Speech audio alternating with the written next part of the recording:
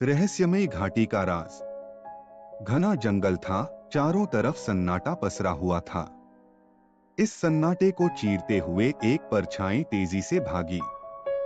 वह परछाई किसी के पीछा करने की आहट से घबरा रही थी, लेकिन उसे यह नहीं पता था कि उसका पीछा कौन कर रहा था। सूरज ढलने को था और जंगल की छाया और गहरी हो गई थी। वह परछाई एक झाड़ी के पास रुक गई और सांसें भरने लगी। झाड़ियों के पीछे कुछ हलचल थी, मानो कोई ताकझांक कर रहा हो। परछाई ने हिम्मत करके झाड़ियों को हटाया, लेकिन वहां कुछ नहीं था। यह जंगल, जिसे रहस्यमयी घाटी कहा जाता था, बहुत खतरनाक था। गांव वालों के अनुसार जो कोई भी घाटी में जाता वह कभी लौटकर नहीं आता। पर उस परछाई का साहस कुछ अलग ही था, क्योंकि वह जानबूझकर यहाँ आई थी। उसका नाम अर्जुन था और वह अपने लापता दोस्त विवेक को खोजने आया था। विवेक 1 महीने पहले अचानक इस घाटी में लापता हो गया था। वह आखिरी बार अपने कुछ दोस्तों से कहकर गया था कि वह घाटी का राज पता लगाएगा, लेकिन जब से वह गया था उसकी कोई खबर नहीं आई। गांव वालों ने उसे ढूंढने की कोशिश की, लेकिन कोई सफलता नहीं मिली। अर्जुन ने मन ही मन सोचा, क्या मेरा दोस्त अब भी जिंदा होगा? जंगल के अंदर बढ़ते हुए उसे अजीब अजीब सी आवाजें सुनाई दे रही थीं। पत्तों के सरसराने की आवाज, हवा का तेज झोंका और दूर से आती एक हंसी। यह हंसी सुनकर अर्जुन का दिल जोर जोर से धड़कने लगा। कुछ ही देर में अर्जुन एक गुफा के पास पहुंच गया। गुफा के बाहर एक पत्थर की पट्टी पर कुछ लिखा हुआ था। उस पर लिखा था, जो भी इस गुफा में प्रवेश करेगा वह खुद को खो देगा। लेकिन अर्जुन ने इस चेतावनी को अनदेखा कर दिया और अंदर चला गया। गुफा के अंदर घुप अंधेरा था, लेकिन बीच में एक हल्की रोशनी चमक रही थी। उस रोशनी के पास एक पत्थर की कुर्सी रखी थी और उस पर एक सुनहरी किताब रखी हुई थी। अर्जुन ने जैसे ही किताब को उठाने की कोशिश की, वह गायब हो गई। किताब के गायब होते ही गुफा में अजीब सी आवाजें गूंजने लगी। कौन हो तुम? एक गहरी और डरावनी आवाज आई। अर्जुन ने डरते हुए कहा, मैं अर्जुन हूँ और मैं अपने दोस्त विवेक को ढूंढने आया हूँ। आवाज ने जोर से हंसते हुए कहा, तुम्हारा दोस्त अब इस दुनिया में नहीं है। यह सच नहीं हो सकता, अर्जुन ने चिल्लाते हुए कहा। आवाज ने फिर कहा, अगर तुम उसे बचाना चाहते हो तो अपनी परीक्षा के लिए तैयार रहो।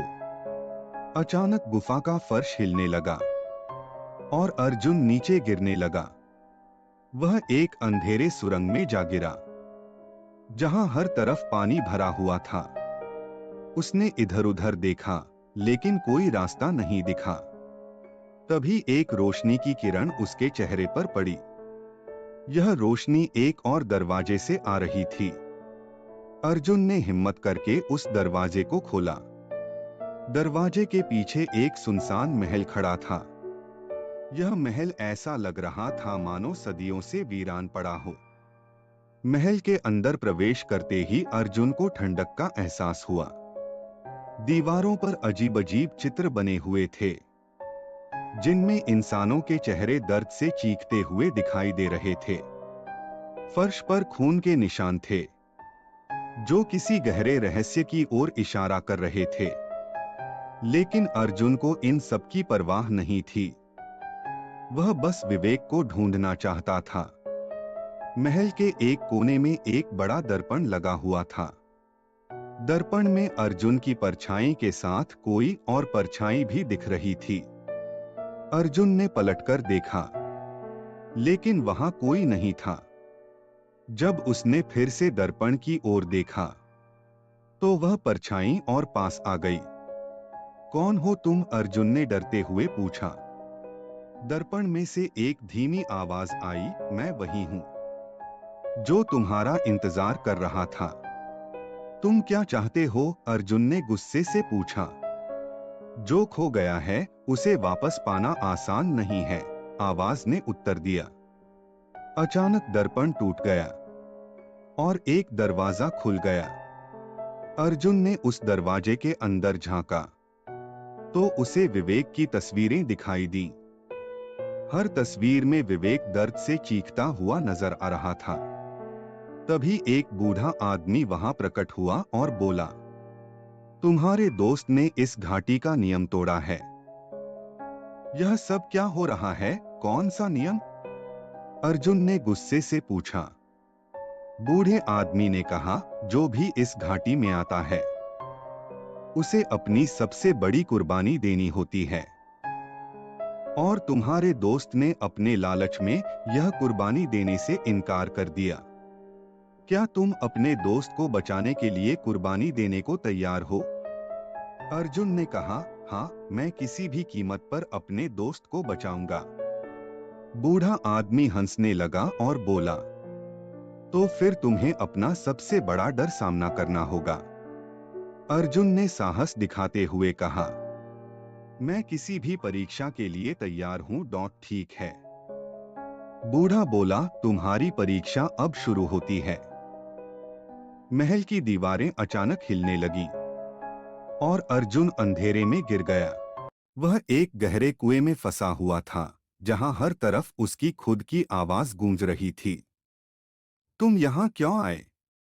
क्या तुम बच पाओगे? आवाजें उसे डराने की कोशिश कर रही थीं। लेकिन अर्जुन ने अपने डर को नजरअंदाज किया और कुएं से बाहर निकलने का रास्ता ढूंढने लगा। तभी एक काली परछाई उसके सामने आई और बोली, तुम्हारा सबसे बड़ा डर क्या है? अर्जुन ने साहस के साथ जवाब दिया, अपने दोस्त को खोना। परछाई हंसते हुए बोली, तो तुम्हें अपना डर जीना होगा। और अचानक अर्जुन ने खुद को एक ऐसी जगह पाया जहां विवेक की चीखें सुनाई दे रही थीं। विवेक एक पत्थर की कुर्सी पर बंधा हुआ था और उसके चारों ओर आग की लपटें थीं।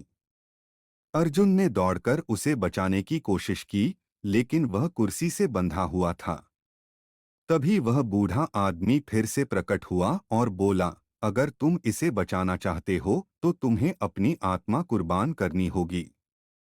अर्जुन ने बिना सोचे समझे कहा, मैं अपनी आत्मा कुर्बान करने के लिए तैयार हूं।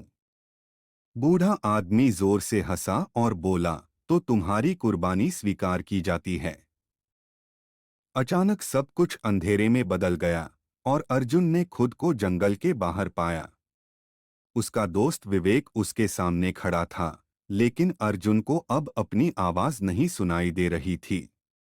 उसने अपने दोस्त को बचा लिया था, लेकिन उसने अपनी आत्मा को हमेशा के लिए खो दिया था। और इस तरह अर्जुन और विवेक उस घाटी से बाहर तो आ गए, लेकिन अर्जुन के दिल और दिमाग में हमेशा के लिए एक गहरा राज दफन हो गया। रहस्यमयी घाटी ने उसे एक ऐसा सबक सिखाया जिसे वह कभी भूल नहीं सकता था। और आज भी गांव के लोग उस घाटी को दूर से देखते हैं, लेकिन कभी उसके पास जाने की हिम्मत नहीं करते।